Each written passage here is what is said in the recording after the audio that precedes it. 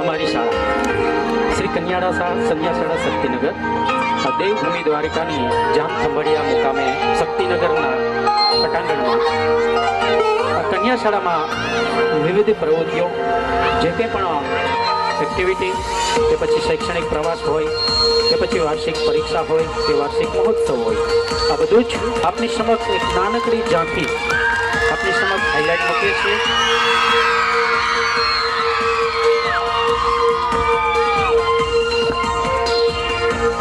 શાળા પરિસર. મારી શાળા દેવભૂમિ દ્વારકા જિલ્લાના ખંભાળિયા તાલુકાના શક્તિનગર ગામમાં આવેલી છે.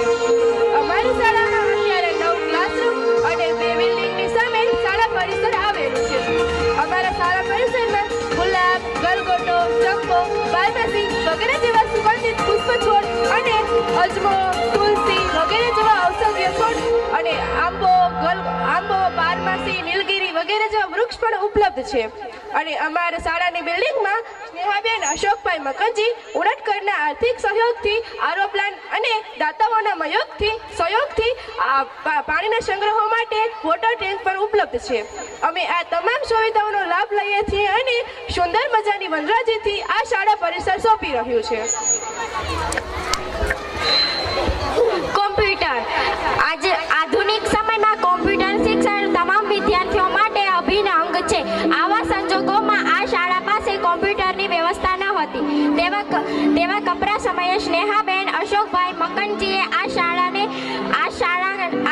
શાળાનો આર્થિક સહયોગ કરી એક કોમ્પ્યુટર આપ્યું. જરૂરિયાતના સમયે શાળાની લાગણી અને માગણીને માન્ય રાખી જિલ્લા શિક્ષણ વિભાગે આ શાળાને 15 કોમ્પ્યુટર સેટના આપી સુંદર કાર્ય કર્યું છે અને અમે આ કોમ્પ્યુટરનો ટૂંક સમયમાં જ લાભ લઈશું.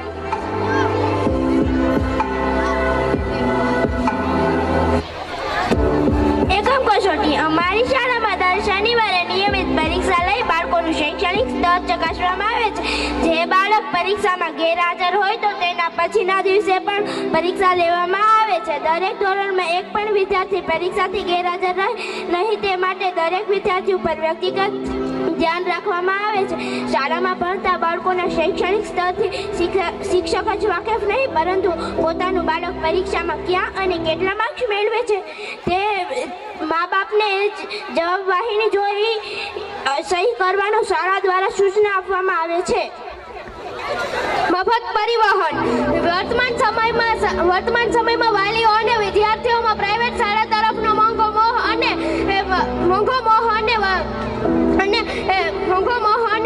આકર્ષણો વધી રહ્યા છે. પરિણામે સરકારી શાળાની સંખ્યા ઓછી થતી જાય છે.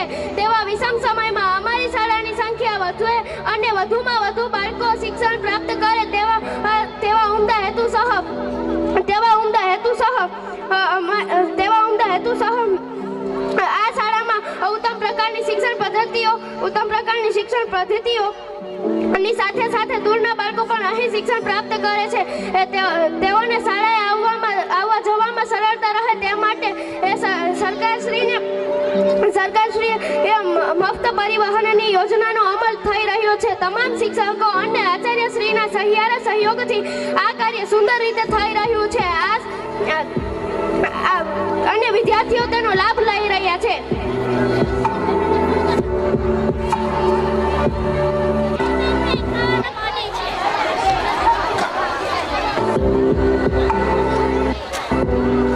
શૈક્ષણિક પ્રવાસ.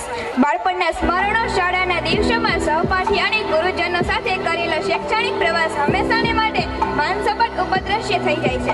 સમયની સાથે વહેતા પ્રવાહમાં સમાજના વિવિધ પાત્રો ભજવવાના થતા હોય છે. લગ્નોત્તર પછીની સ્થાયી જિંદગી બાળકોની કારકિર્દી, શરીરની સ્ફૂર્તિ, વિવિધ વિડંબણાઓમાં ખરેખર શાળાના એ દિવસો જેમાં શૈક્ષણિક પ્રવાસ કરી ચાર્જિંગ કરી ભૂતકાળની ખુશીની અનુભૂતિ કરાવે છે.